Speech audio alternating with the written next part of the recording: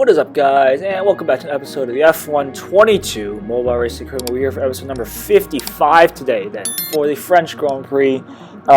Here in season number 8. So, yeah, it's been a long time since I uploaded the F1 22 specifically, but we're finally back here. Let's see if we can somewhat manage to upload these consistently. This has been in the archives for a very long time, actually. I mean, in fact, the day I recorded this was in fact a very long time ago. I've said that like 20 million times. I'm so sorry for doing that. This has been in the archive since April 10th, so yeah, it's been quite a long time. It's been over a year and a half, pretty much, since I've recorded. So let's finally get this done. Let's get this over with, and yeah, let's see if we can finish off the series relatively quickly. This was meant to be finished like well before 2024 started, but that never happened. So let's actually sort of pick it up now. Enough of that rant. We're on here for the French Grand Prix. We're here for some qualifying. We're doing our one and only hot lap then around the Circuit Paul Ricard. Of course, this circuit is no longer part of the F1 calendar since 2023, but this was 2022. That was the last Grand Prix to be held at Circuit Paul Ricard for who knows how long. Maybe they'll return, maybe they'll never return. I mean, I think the problem with Circuit Paul Ricard is just it was just too easy. It's mainly used as a test track, not really as a racing track. There's just way too many runoff areas, way too many areas where you can get away with incidents. It's not like a normal street circuit. It's like a street circuit. It's not like a normal, like, permanent racetrack where you have gravel traps, closer walls, grass, all that stuff. So that's not really a thing here. I guess the one positive is because it's so wide, is even if you have like a small mistake, you can recover and you'll be fine. You won't be beached anywhere. Anyways, our qualifying lap is actually not even going that bad. The car actually doesn't feel terrible. Even the times don't really reflect that. I mean, we are going, well, I guess green seconds for us. I don't know how fast we are in comparison then to the other drivers. Again, the main issue with this Aston Martin is simply the fact that we just do not have a lot of straight line speed. The car is decent through the corners. Part of it is just down to the player having better cornering abilities compared to the AI. But even to the AI. But even then, the straight line speed is not that. You can clearly see qualifying P7 and really losing a lot of time on that back stretch there. Otherwise, our other sectors are looking pretty strong, and I do really think we do have a shot at the top if we can somehow pull off a bit of luck. Leclerc, Sainz, Verstappen, Perez, Hamilton, Russell, Austin, Norris, Ricciardo, Ocon, Alonso, Bottas, Guan Yu, Gasly, Tsunoda, Schumacher, Magnussen, Latifi, Albon, Vettel rounds out the grid. Let's go. 2-5 red lights then for the French Grand Prix. Lights out, and we're underway. Here's a decent start for us against the other drivers. Ricciardo tries to get up our inside. We cover off Norris on the inside as we make our way down towards turn. Alonso's also trying to get up the inside. That's not really ideal. Into turn 1 we go. Ricciardo goes way too deep there, and we go straight into the back end of the Australia. Not a really ideal start for us. We're down to P9. It was a pretty hefty shunt. Surprise, we did not get killed there in the process. Norris tries to look up the inside. Luckily, we're going to have absolutely none of that there. We're going to try to sneak back up the inside of Ricciardo into the right-hander here. We do manage to do so successfully and also get past the Spaniard, Fernando Alonso, but we are, 2.5 seconds behind the train, and this is exactly what I was worrying about here. Just losing a touch with the train in front, and now we have to deal looking behind him. It literally looks like the fastest train you will ever see with Ricciardo, Alonso, and I think that's Joe Guan Yu in the Alfa Romeo way behind there.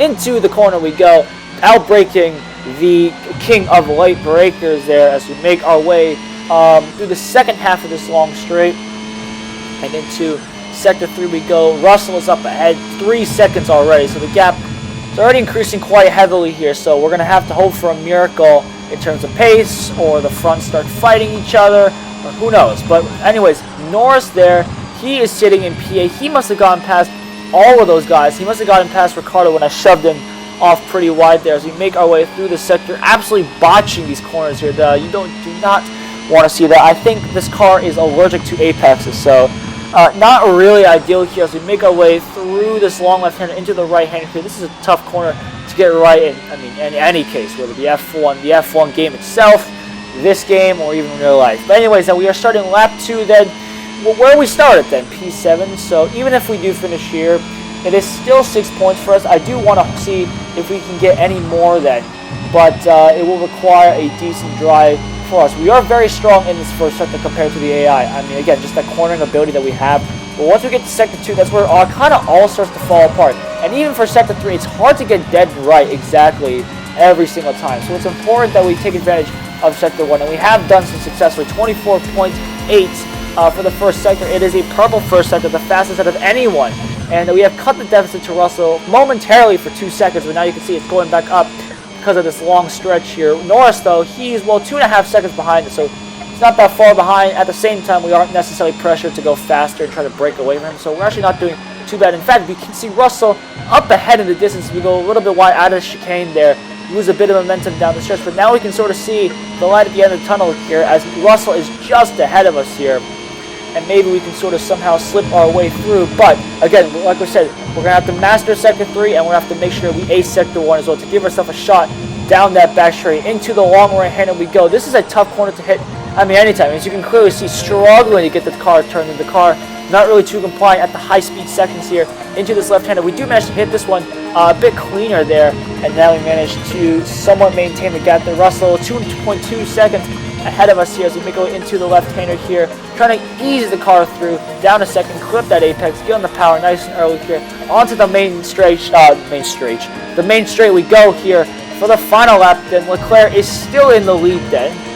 Who knows how far ahead he is of Sainz, if he's even that far ahead, but we're going to have to see if we can ace Sector 1. Here we go into turn 1, nice and easy, the car nice and planted through the medium speed corners, and we have cut the gap then to 1.5 seconds to Russell up ahead. Into the slow part of the lap we go, down to 4th gear, down to 3rd gear, clip that apex here, now down a second as we hit this apex here, and we, just like that, we have caught to Russell so quickly. 24.6, we have got the slipstream here on Russell and the DRS detection zone as well. It'll just be a case of can we use the slipstream and the DRS to pull us closer to him, because I don't think we'll be able to overtake him on the straight, but maybe we can give ourselves a shot here as we make our way into the chicane. We go down to 4th, down to 3rd actually, make a bit of contact there with Russell as we exit the corner here. A bit of a wheel banging, but great respect there from the bridge driver, and just like that, we actually managed to finesse our way up into P6 with Hamilton not too far ahead. He's 1.2 seconds.